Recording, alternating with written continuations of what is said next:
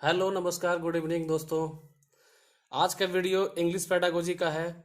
बहुत लंबे समय से कुछ लोग डिमांड कर रहे थे कि सर इंग्लिश का पेडागोजी का वीडियो बनाया जाए, तो इंग्लिश पेडागोजी का वीडियो आज बनाया गया है और कुछ इम्पॉर्टेंट बेहतरीन क्वेश्चंस का सीरीज दिया जा रहा है।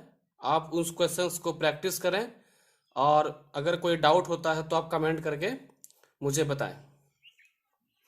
दोस्तों आज के वीडियो में जो क्वेश्चंस दिए गए हैं उन क्वेश्चंस को समझाने का भी प्रयास करूंगा और जो इसके ऑप्शंस दिए गए हैं उसको भी मैं प्रयास करूंगा कि आपको समझा सकूं ताकि आप इसका आंसर आसानी से मार सकें। आइए क्वेश्चन शुरू करते हैं।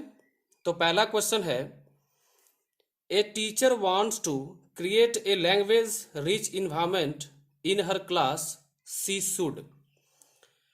ऑप्शन है, provide an opportunity where the language is seen, noticed and used by children. B है, ask student to use only English while communicating in the class. C है, establish a language lab in her class. D है, motivate parents to buy language games and activities. आप ध्यान रखें कि पहले question समझने का प्रयास करें कि क्वेश्चन क्या कहता है। क्वेश्चन कह रहा है कि teacher wants to create a language rich environment, यानी एक शिक्षक है, यहाँ पे सी किया गया तो यहाँ पे हम शिक्षिका बोल सकते हैं। एक शिक्षिका है, वो चाहती है कि क्लास में जो है भाषा को लेकर के एक हेल्दी माहौल, रिच इन्वायरमेंट मतलब हो गया एक बहुत ही अच्छा माहौल जो है क्रिएट किया जाए, बनाया जाए। तो उसके लिए उसको क्या करना चाहिए, सी शुड मतलब उनको क्या करना चाहिए, वो ऑप्शन आपको दिया गया है।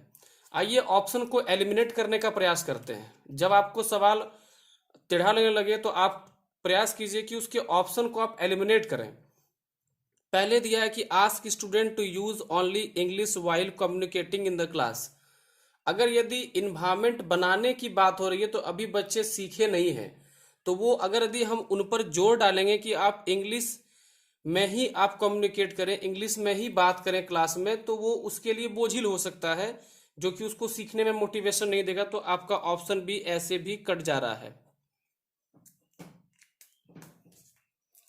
आपका ऑप्शन भी कट जा रहा है।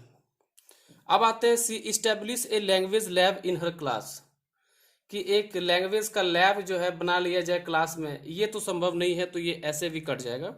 फिर दिया motivate parents to buy language games and activities, कि गार्जियन को कहा जाए कि भाई आप लैंग्वेज के लिए कोई खेल खरीद लें, कोई गेम खरीद लें, उससे बच्चे इसको जो है आराम से सीख जाएंगे और माहौल वहां पे बन जाएगा। ऐसा नहीं है।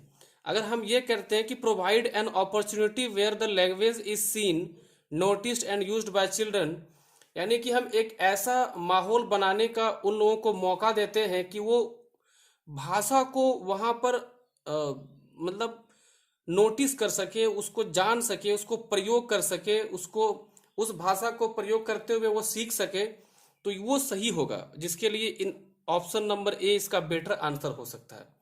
आइए अगले प्रश्न में चलते हैं। अगला क्वेश्चन है, BICS बिक्स स्टैंड्स फॉर, यानी फुल फॉर्म पूछा गया है। प्रीवियस ईयर क्वेश्चन है, तो इसका आपको आंसर पता होना चाहिए। आप ऑप्शन देकर के एलिमिनेट दोस्तों नहीं कर सकते, इसको याद करना पड़ेगा आपको। तो कुछ कुछ शॉर्ट ट्रिक्स या फिर शॉर्ट फॉर्म जो आते हैं वो आपको याद होने चाहिए ताकि आप ये सब क्वेश्चन बना सकें। तो बेसिक इंटरेक्टेड कम्युनिकेशन स्ट्रेटजी पहला ऑप्शन दिया, सेकंड दिया बेसिक इंटरपर्सनल कम्युनिकेटिव स्किल। तो ये बिक्स जो है वो होगा बेसिक इंटरपर्सनल कम्युनिकेटिव स्किल, ये इसका फुल फॉर्म है। आप इसे याद रखेंगे कि इंटरपर्सनल और कम्युनिकेटिव होता है बिक्स के लिए, ये आप ध्यान रखें ताकि आप जो है कहीं पर कंफ्यूजन में नहीं आए। अगला क्वेश्चन दोस्तों, मॉर्फीम्स इज द, कई बार पूछा गया क्वेश्चन आपको, जैसे मॉर्फीम से सिंटैक्स, सीमेंटिक्स, फोनिम्स, इन सबों से क्वेश्चन खूब पूछा जाता है। फोनोलॉजी, इन सब से क्वेश्चन पूछा जाता है, तो आप इन सभी शब्द को जानना बहुत जरूरी है। अभी तो मेरे पास जितना रिसोर्सेस दोस्तों, मैं उस तरह से क्वेश्चन कराने का प्रयास कर रहा हूं। जब मैं अपने इंस्टीट्यूट पहुंच जाऊंगा तो मैं आपको बोर्ड पर सारे टॉपिक बाय टॉपिक इसको कराने का प्रयास करूंगा ताकि आप अच्छे से समझें आप इंग्लिश पेडागोजी को, इस तरह से आपको डर ना लगे। ठीक है, आइए देखते हैं इसका क्या ऑप्शन दिया है। Unit of a word that can be broken up into new meaning, B दिया smallest unit of phrases, C दिया smallest unit of a word, D दिया smallest unit of meaning that can not be broken up. तो पहले आपको morpheme का meaning पता होना चाहिए। मॉर्फिम क्या होता है? तो मॉर्फिम होता है smallest unit of meaning. Morpheme जो कहलाता है वो क्या कहलाता है? Smallest unit of meaning. अब स्मॉलेस्ट माने सबसे छोटा, जो सबसे छोटा मीनिंग का इकाई है, जो अर्थ है, उसकी सबसे छोटी इकाई को मॉर्फिम कहते हैं। तो उसे तो फिर दोबारा तोड़ नहीं सकते, क्योंकि सबसे छोटा है, तो उससे उससे छोटा उसे हम कर नहीं सकते, यानी उसे हम ब्रेक नहीं कर सकते। तो इसका आंसर होगा ऑप्शन नंबर डी। इसमें कुछ कुछ और भी शब्द आपको देखने को मिलेंगे, जैसे सिंटैक्स। सिंटैक्स क्या होता है? A system of rules for arranging words into sentence. यानी सिंटैक्स जो होता है वो केवल रूल्स और स्ट्रक्चर पे काम करता है, कि पहले सब्जेक्ट आएगा, फिर वर्ब आएगा, फिर अदर वर्ड आएगा। इस प्रकार का जो अरेंजमेंट होता है उसे हम सिंटैक्स कहते हैं। फिर आपको ऐसे कि फोनीम्स पढ़ते हैं आप। फोनीम्स क्या है? वो है स्मॉलेस्ट स्पीच यूनिट, यानी कि भाषा, साउंड के सबसे छोटी इकाई को हम मॉर्फीम कहते हैं। तो इस प्रकार के और भी बहुत सारे वर्ड हैं जो कि आपको सिखाना है। तो आप बने रहिए और आप प्रयास करेंगे कि अगले वीडियो में कुछ इंपॉर्टेंट इस प्रकार के वर्ड से रिलेटेड क्वेश्चन आपको दिया जाए। अगला प्रश्न, the major aim of teaching poetry is, यानी पोएट्री पढ़ाने का सबसे बड़ा एम क्या हो सकता है? ऑप्शन ए दिया development of grammar, B making learners to become poet, C दिया वोकेबलरी डेवलपमेंट, और डी दिया एंजॉयमेंट एंड एप्रिसिएशन। देखिए, आप एलिमिनेट करना सीखिए किस प्रकार से ऑप्शन को छांटते हैं। मेजर एम बताना है पोएट्री पढ़ाने का। मेजर एम ध्यान रखिएगा, माइनर एम नहीं। माइनर एम में तो ये सब कुछ हो सकता है, क्योंकि आप पोएट्री पढ़ते तो आपका ग्रामर डेवलप होता ही होता है, आप स्ट्रक्चर को समझते हैं, मीनिंग को समझते हैं। अगर आप अच्छा लर्नर बनेंगे तो आगे चल के आप भी पोएट बन सकते हैं, वोकेबलरी आपका अच्छा होता ही है। ये सब माइनर एम में सब कुछ आ सकता है, लेकिन हमको समझना है मेजर एम, कि सबसे बड़ा एम क्या होता है उसको समझने के लिए। तो डेवलपमेंट ऑफ ग्रामर, तो ग्रामर डेवलप करने के लिए हमको पोएट्री पढ़ाने की आवश्यकता नहीं है, डायरेक्ट क्यों ग्रामर क्यों नहीं पढ़ा दें, तो ग्रामर डेवलप उसका हो जाएगा। Making learner to become poet, अब ये जरूरी नहीं है कि आप पोएट, अगर आप कविता पढ़ रहे हैं, पोएट्री पढ़ रहे हैं, तो आप कवि ही बन जाएंगे, इसका कोई गारंटी नहीं है। तो ये भी आपका ऑप्शन दोनों नहीं होगा। वोकेबलरी डेवलपमेंट, वोकेबलरी मतलब होता है कि वर्ड पावर आपका डेवलप करना। तो वर्ड पावर डेवलप करने के लिए पोएट्री ही इंपॉर्टेंट है, ऐसी कोई बात नहीं है। आपको वर्ड स्टॉक दिया जा सकता है, आपको वर्ड का होमवर्क देकर के भी आपको याद कराया जा सकता है। तो पोएट्री पढ़ने का मेन उद्देश्य होता है कि बच्चा इंजॉय करे और उसको अप्रिशिएट कर सके, उसको समझ सके क्या है नहीं है, लेखक क्या कहना चाहता है। तो इसलिए इसका उत्तर डी ज्यादा बेटर होगा। अगला क्वेश्चन दिया है कि एन इंटोनेशन में नॉट बी, ये नॉट है दोस्तों, ठीक है, ये नॉट है, may not be A dash tone. कि इंटोनेशन आप ये समझिए कि जैसे पिच आप सुनते होंगे, ये पिच जो होता है, वेरिएशंस जो होता है, उससे हम इंटोनेशन कहते हैं। जैसे आवाज जब हम लोग बातचीत करते हैं या फिर गाना गाते हैं या फिर शायरी या कि इस प्रकार की कुछ भी चीजें आप बोलते हैं, तो उसमें कभी कभी साउंड ऊपर नीचे होता है, उसी को इंटोनेशन कहते हैं। तो उसमें क्या नहीं पाया जाता है? एक दिया है स्लाइडिंग, राइजिंग, फॉलिंग और लाउड। तो दोस्तों ध्यान रखिएगा कि इंटोनेशन में एक बार आवाज ऊपर जाना फिर नीचे आना, यानी कि फॉलिंग और राइजिंग तो होता ही है, और फॉलिंग और राइजिंग के कॉम्बिनेशन से बनता है स्लाइडिंग। तो यानी ये तीनों इंटोनेशन में होता है, लेकिन लाउड इंटोनेशन में नहीं होता है। जैसे कि अगर यदि कोई शब्द कोई चीज हमको ऐसे बोलना है, जैसे किसी को समझाना हो, तो हमेशा हम जोर से ही बोलेंगे, तो वो शब्द का एक्सप्रेशन या उसका सही ढंग से हम उसको जो है थ्रो नहीं कर पाते हैं, तो ये लाउड इसके अंदर नहीं आता। अगला क्वेश्चन है कि while teaching language to learners a teacher should teach, यानी कि अगर एक वाइल टीचिंग में होता है कि पढ़ाते समय, यानी कि शिक्षण विधि करते समय, लैंग्वेज पढ़ाते समय लर्नर्स, किसी लर्नर को पढ़ाते समय ए teacher should teach.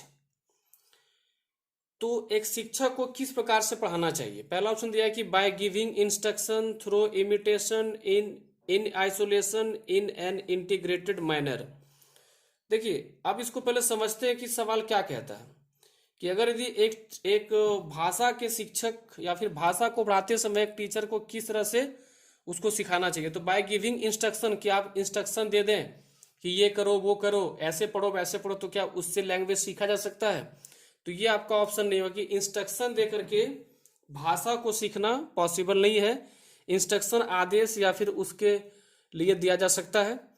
Through imitation यानी कि अनुकरण करना, कि कुछ चीज आप दे दीजिए लिखने के लिए या उसको कुछ पढ़ने के लिए दे दीजिए, आप बोलिए कि इसको आप पढ़िए, आपका भाषा ठीक हो जाएगा, तो उससे भी जो है भाषा में उतना अच्छा इंप्रूवमेंट सुधार नहीं हो सकता।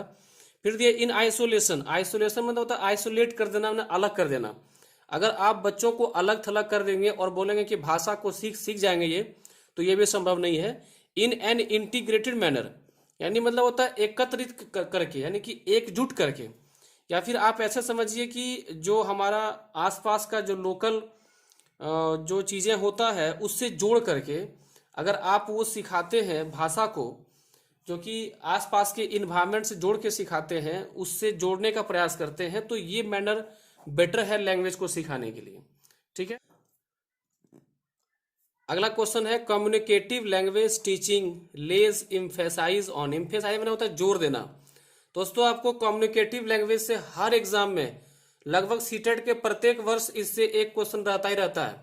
तो कम्युनिकेटिव लैंग्वेज वो टीचिंग के किस मुद्दे पर जो है जोर डालता है? पहला है ग्रामेटिकल कॉम्पिटेंसी, फिर लैंग्वेज यूज, फिर फॉर्म और राइटिंग। देखिए, जब कम्युनिकेशन की बात होगी, जब कम्युनिकेशन स्किल बढ़ाने की बात होगी, कम्युनिकेटिव लैंग्वेज की बात होगी, तो आप ग्रामर की बात नहीं होगी, फॉर्म, राइटिंग, स्ट्रक्चर की बात नहीं होगी, उसको यूज करने की बात होगी। लैंग्वेज तभी सीखा जा सकता है, कम्युनिकेशन लैंग्वेज, जब हम उसे प्रयोग में लाते हैं। कम्युनिकेशन तब अच्छा होगा जब हम उसको प्रयोग में लाते हैं। अगर कोई अच्छा से बातचीत ही नहीं कर रहा, उसको यूज नहीं कर रहा लैंग्वेज को, तो उसे वो सीख नहीं सकता। तो इसलिए इसका आंसर होगा ऑप्शन नंबर बी। अगला क्वेश्चन है कि home language is dash in a natural way. Home language यानी कि आप ये समझ सकते हैं कि मदर टंग, घरेलू भाषा जो होता है वो is dash in a natural way, यानी किस तरीके से जो है प्राकृतिक तरीके से कैसे वो आता है। क्या उसको प्रमोट करना पड़ता है, एक्वायर्ड करना पड़ता है, लर्न करना पड़ता है, कि टॉट करना पड़ता है, सीखना पड़ता है? लर्न मैंने सीखना, टॉट मैंने पढ़ाना, प्रमोट मैंने उसको आगे ले आना, उसको जो है प्रचार प्रसार करना। तो आप ध्यान रखिए कि हम जो अपने घरेलू भाषा को सीखते हैं होम लैंग्वेज, वो हम ऑटोमेटिक एक्वायर्ड मतलब होता है कि ग्रहण कर लेते हैं। जो भी कोई भी बच्चा है, चाहे वो कुछ भी भाषा भाषा सीखता हो, तमिल हो, तेलुगु हो, इंग्लिश हो, बंगाली हो, खोटा हो, जो भी भाषा उसका घर में चलता है, वो उससे ऑटोमेटिक एक्वायर कर लेता है, यानी उसे ग्रहण कर लेता है। तो इसलिए जो होम लैंग्वेज है उसको प्रमोट करने की आवश्यकता नहीं है, सीखने की आवश्यकता नहीं है, पढ़ाने की आवश्यकता नहीं है, वो ऑटोमेटिक लोग उसे ग्रहण कर लेते हैं। इसका उत्तर होगा ऑप्शन नंबर बी। उम्मीद है कि आप सारे क्वेश्चन को समझे होंगे। ऐसा अगला वीडियो फिर आपको कल मिलेगा, तब तक आप इंतजार करें और इसके लिए आप तैयारी करें। इंग्लिश सीखने के लिए आपको ध्यान रखना होगा, थोड़ा सा आपको कष्ट करना होगा और इससे आपको लड़ना पड़ेगा। अगर आप इसे छोड़ देंगे तो आप इसे कभी सीख नहीं पाएंगे। तब तक के लिए धन्यवाद।